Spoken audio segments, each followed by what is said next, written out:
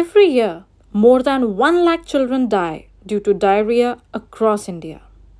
According to WHO, diarrhea related diseases are the second most common cause of death in children below 5 years of age.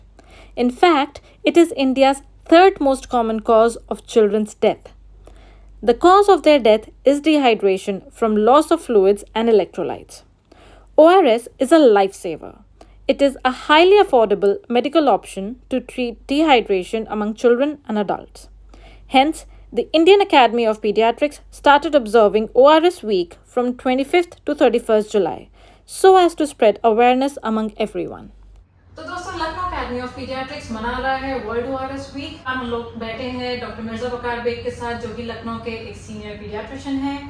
आइए इनसे हम कुछ सवाल पूछते हैं ओआरएस से रिलेटेड और डायरिया से रिलेटेड।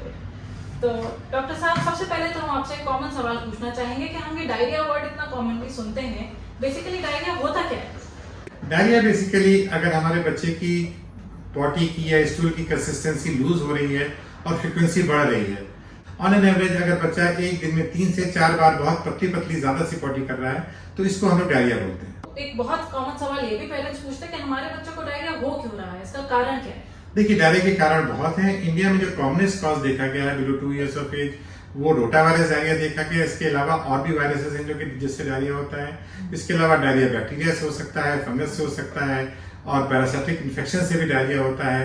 कुछ फूड एलर्जीज की वजह से डायरिया हो सकता है, लैक्टोज इंटॉलरेंस की वजह से। एक और कंसर्न है कि डायरिया हो गया, इसको हम मैनेज कैसे करें?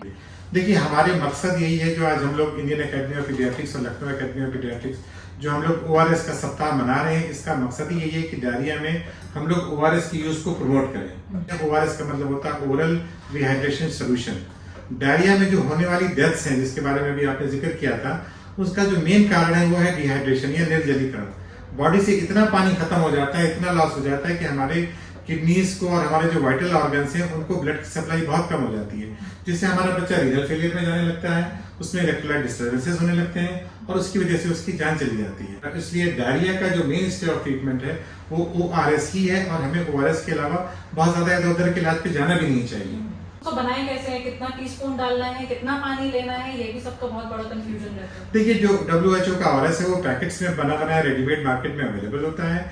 इसके 2 तरह के पैकेट्स अवेलेबल हैं। एक बड़ा पैकेट है जो कि आप 1 लीटर के पानी में डालेंगे और छोटे छोटे पैकेट्स को 250 ml के पानी में आप डाल सकते हैं। तो इसका तरीका ये कि आप सबसे पहले अपना हाथ धोइए, एक साफ बर्तन में 1 लीटर पानी ले लीजिए और उसके अंदर एक बड़ा पैकेट आप पूरा डाल दीजिए और उसको घोल के अपने बच्चे को चम्मच और कटोरी से धीरे धीरे उसको आप पिलाते रहिए। तो ये भी हमें जैसे जानना है कि हमें कितनी देर पे बच्चे को देना चाहिए? देखिए, 2 महीने से लेकर 6 महीने के बच्चे में तकरीबन एक लूज स्टूल में अराउंड 25 ml का लॉस हम लोग मानते हैं। बच्चा अगर 6 महीने से लेकर 2 साल का है तो उसमें तकरीबन 50 से 100 ml तक का वाटर लॉस हो रहा है। इसी तरह से बड़े बच्चों में तकरीबन 100 से 200 ml का वाटर लॉस होता है। तो अगर बच्चा आपका छोटा है तो उसको 5-6 चम्मच आप उसको ओआरएस के पिला दीजिए। अगर आपका बच्चा 6 महीने से ज्यादा है तो उसको तकरीबन आप 50 से 100 ml यानी कि 1/4 कप से लेके आधे कप तक आप उसको ओआरएस पिलाएंगे और बड़े बच्चों में आप आधे कप से लेके 1 कप तक आप उसको हर लूज मोशंस के बाद आप उसको इतना ओआरएस पिलाते रहेंगे। अच्छा, जैसे अब कुछ पेरेंट्स ऐसे आते हैं जो कहते हैं हमारा बच्चा ओआरएस लेना ही नहीं चाहता है, ओआरएस देखते ही मुंह बंद कर लेता है, तो इसका अल्टरनेटिव हम क्या दे सकते हैं? ये देखिए, बहुत सही बात कह रही है, क्योंकि ज्यादातर हमारे पास जो पेरेंट्स आते हैं उनका कहना है कि डॉक्टर साहब हमारा बच्चा ओआरएस नहीं पीता है, इसके अलावा हम उसको और क्या दे सकते हैं। तो अल्टरनेटिव ड्रिंक्स में अगर हम लोग आए तो जो नहीं आप दे सकते उसके लिए जरूरी है कि आप उसको शुगरी ड्रिंक्स, ग्लूकोज का पानी आप उसको नहीं देंगे, आप उसको कोल्ड ड्रिंक्स नहीं पिलाएंगे, आप उसको जूसेस वगैरह नहीं पिलाएंगे। अब आप दे क्या सकते हैं, देने में आप उसको दाल का पानी दे सकते हैं, आप उसको चावल का मार दे सकते हैं, आप उसको वेजिटेबल सूप दे सकते हैं।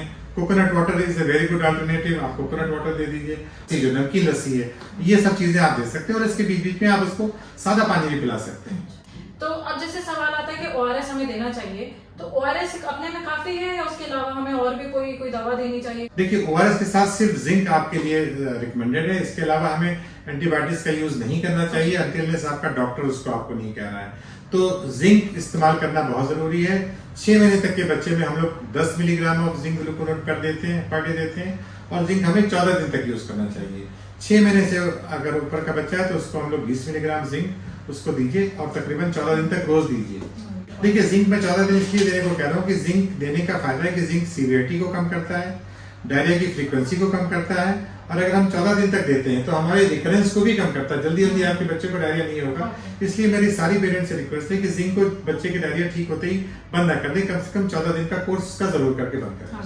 तो जैसे भी आपने एंटीबायोटिक्स की बात करी कि हमें बच्चों को एंटीबायोटिक्स नहीं देने चाहिए, तो क्या हमें एंटीबायोटिक्स बिल्कुल भी नहीं देना चाहिए या ऐसे कोई खास सर्कमस्टांसेस आते हैं जब हम दे सकते हैं? देखिए, आप अपने लेवल पे तो एंटीबायोटिक बिल्कुल इस्तेमाल नहीं करेंगे। ये डिसीजन आप अपने डॉक्टर्स पे छोड़िए। बाजार से जाके जो आमतौर पे लोग ऑर्निडाजोल और मेट्रोनिडाजोल का कॉम्बिनेशन और ओफ्लॉक्सासिलिन का कॉम्बिनेशन बहुत कॉमनली मैं देखता हूँ कि यूज होता है, इसको मैं बहुत स्ट्रांगली डिस्करेज करता हूँ। एंटीबायोटिक्स को आप सेल्फ मेडिकेशन में यूज नहीं करिए, leave it on your doctor. अगर आपके बच्चे को पैखाने में खून आ रहा है या उसको अर्ली सेप्टिसीमिया हो रहा है या उसको बहुत तेज बुखार के साथ उसको डिसेंट्री के सिम्टम आ रहे हैं, तभी मैं समझता हूँ कि उसमें एंटीबायोटिक्स का इंडिकेशन आता है और वो एंटीबायोटिक भी आपका डॉक्टर डिसाइड करेगा। और मैं डॉक्टरों से भी रिक्वेस्ट करूंगा कि बहुत फ्रिक्वेंटली एंटीबायोटिक प्रिस्क्राइब ना करें।